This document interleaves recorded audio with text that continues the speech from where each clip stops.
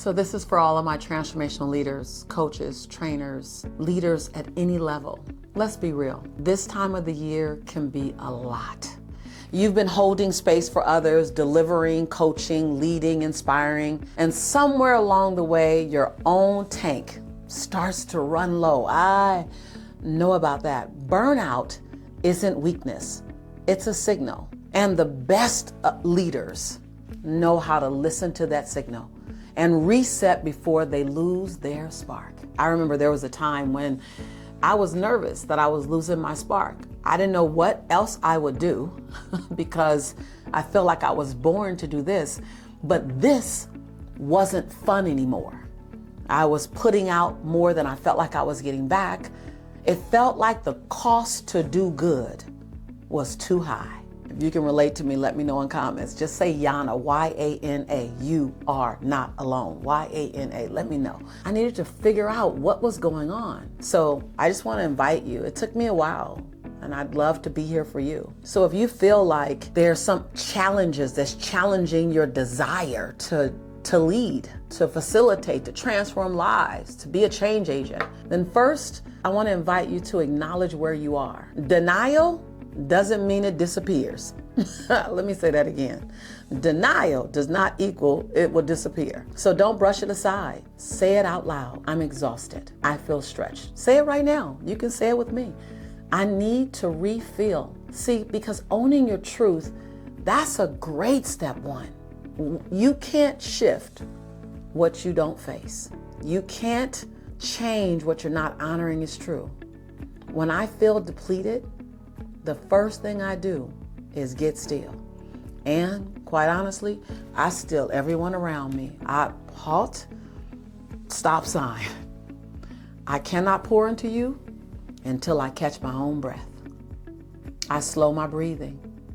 I let my shoulders drop. You've probably seen me do it. Sometimes I'll step outside. I'll let a breeze touch my face. I call that God kissing me on my cheek. My grandma kissing me on my other cheek. I'll sit in silence. I'm real big on breath work because when your body takes a deep breath, it's actually physically impossible, biologically impossible to feel stress at that same moment.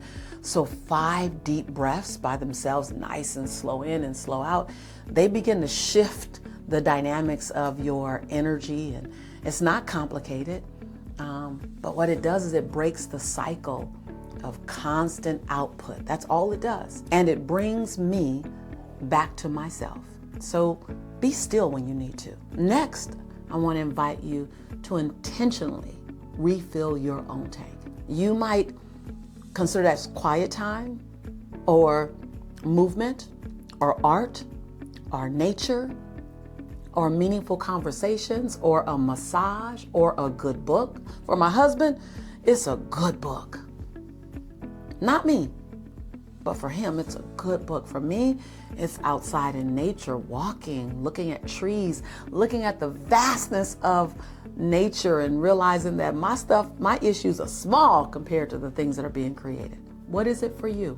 Now, you hold space for others all year long. Now you get to hold space for you. This isn't indulgence. It's maintenance.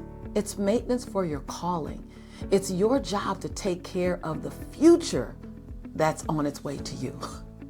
Your job is to protect your future memories of who you are and who you are becoming. It's maintenance. It's not luxury. It's not extra or bonus. It's being fair to you, being fair to your future.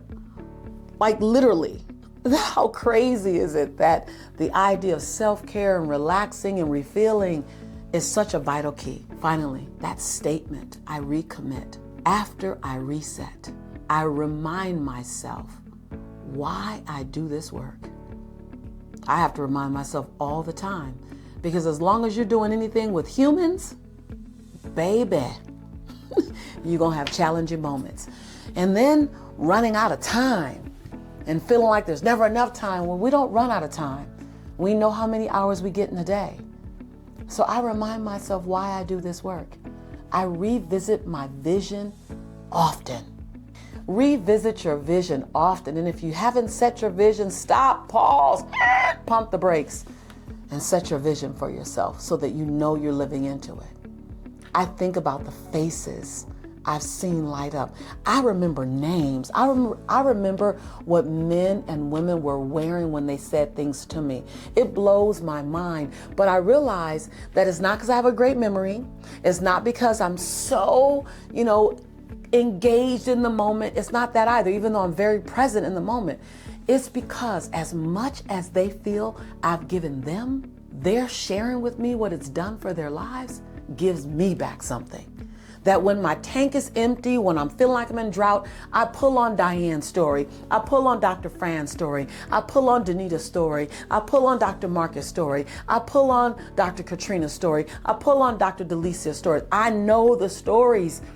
I remember Kevin. I remember Dewana. I look in Narissa's eyes, even if I'm not with them. I think about, I've seen something light up in them. I remember the testimony they may have given me. I don't call it a testimony. It's their praise report. In those moments that I realize that I helped to transform a life, that reminder brings me back to purpose, not pressure. And so I invite you to do the same. This is a part of what I teach inside my facilitator program, because you do it right, you're going to want to do it a long time. You do it right, the demand will only get greater for your gifts. They will only get greater for your skill set. We do this right, and you're working to keep up with the calling on your life. Masterful facilitation isn't just about technique. It's about sustaining your energy so that you can show up again and again and again with excellence.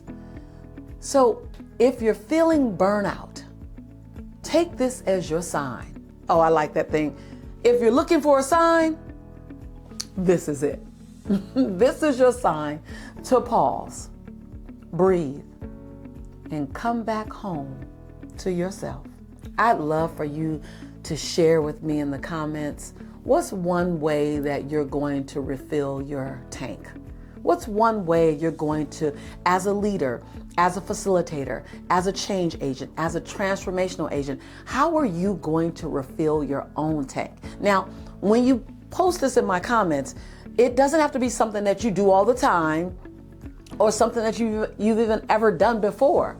Share with me what's in your plan. Now, I'm gonna be kind of kind. I'm not gonna say give me the day you're gonna do it, because that's a little intense, Lisa. But give me the time range in which you're gonna do it. The end of December, the first quarter of next year. When are you gonna do it? Because without a date on the calendar, it really doesn't exist. It's just a wishful thinking. It's just a great idea. But when you put it on the calendar, then it gets a little more real. And if you can give me the specificity of the day, then put the day down. I would love to see that.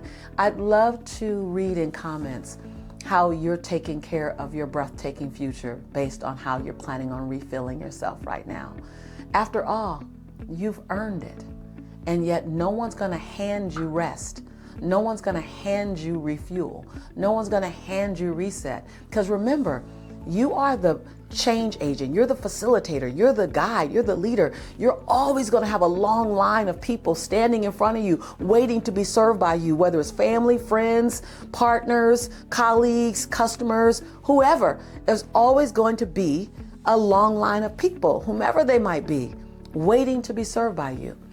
Your job is to stay at the front of your own line. And as I remind you, I remind myself again and again and again. So I'm not just your coach in this moment, coaching you through this season. I'm your sister friend, and I'm on the journey with you. And I appreciate who you are.